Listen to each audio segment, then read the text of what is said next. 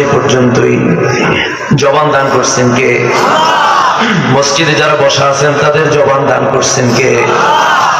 তাহলে আল্লাহর দেয়া জবান দ্বারা এই জমিনের সবচেয়ে বৃহৎ আওয়াজ যদি দিতে হয় সেটা কার নামের আওয়াজ জোরে হবে? জোরে আওয়াজ দিয়ে বলেন।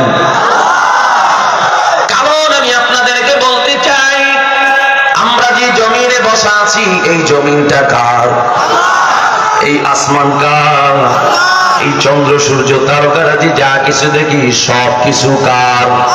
তাহলে আল্লাহর জমিনে সবচেয়ে বৃহৎ তাকবীর আওয়াজ যদি দিতে হয় সেটা কার নামের আওয়াজ? জোরে জোরে বলেন। তাহলে শরীরের সব শক্তিটুকু ছেড়ে দিয়ে আর জোরে চিৎকার দিয়ে বলেন আল্লাহু আকবার। আল্লাহু আকবারের পাওয়ার আছে না নাই?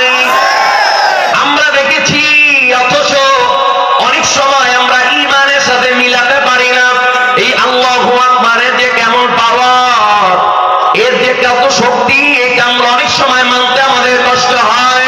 এই আল্লাহু আকবারের তাকবীর দেওয়ার কারণে ফেরাউনের পতন হয়েছিল, ঠিক না বেঠিক জোরে বলেন।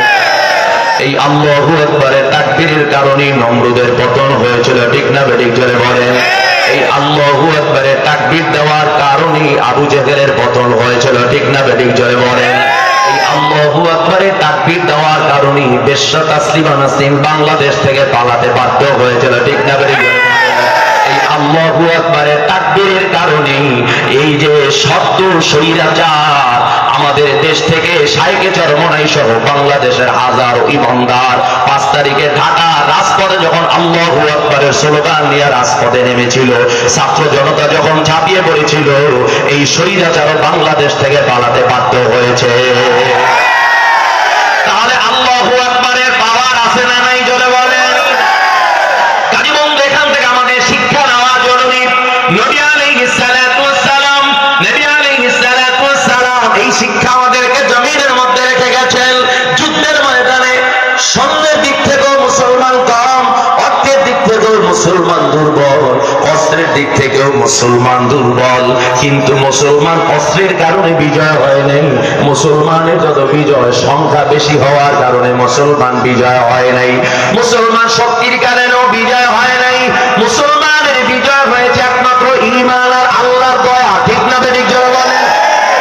খালি আমরা শক্তি নিয়ে চিন্তা করি না, সংখ্যা নিয়ে চিন্তা করি না, আমরা অর্থ নিয়ে চিন্তা করি না, আমরা সবসময় তাওয়াক্কুল করব কার উপর? আওয়াজ দিয়ে বলেন। তাওয়াক্কুল করে যদি আমরা ময়দানে হাজির হয়ে যাইতে পারি, সংখ্যায় কম হলেও যিনি বিজয় দান করবেন তার নামটাকে আওয়াজ দিয়ে বলে। নবী আলাইহিস সালাতু ওয়াস সালাম এই শিক্ষাই দিয়েছেন। সাহাবায়ে কেরাম যুদ্ধের ময়দানে হাজির হয়েছেন, অর্থ নাই, শক্তি নাই, সংখ্যায় কম, অস্ত্রও নাই, কাফেরদের তুলনায় কিছুই নয়, কিন্তু যুদ্ধের ময়দানে যখন গিয়া হাজির হয়ে গেছেন, ওইদিকে যুদ্ধের ময়দানে হাজির হয়ে গেছেন, সাহাবীদেরকে যুদ্ধের মধ্যে লাগায় দিয়া আল্লাহ পাক রব্বুল আলামিনের কাছে দুইটা হাত জাগায় বলেছেন, আল্লাহ, যুদ্ধের ময়দানে আসার হুকুম করেছো তুমি, যুদ্ধের ময়দানে হাজির হয়ে গেছি, হুকুম পালন করেছি। অর্থ নাই, শক্তি নাই, সংখ্যাও কম, শক্তির দিক থেকেও দুর্বল, তোমার সাহায্য ছাড়া বিজয় কখনোই আমাদের সম্ভব নয়।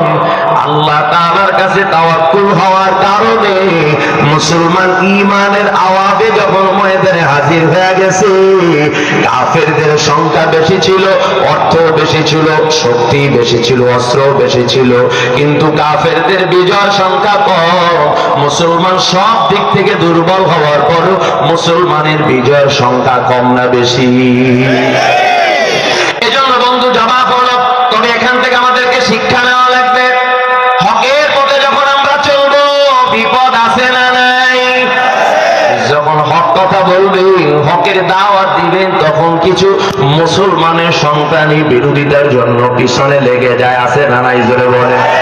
কিছু মুসলমানের সন্তানই দেখবেন পিছনে বসে সমালোচনা করে,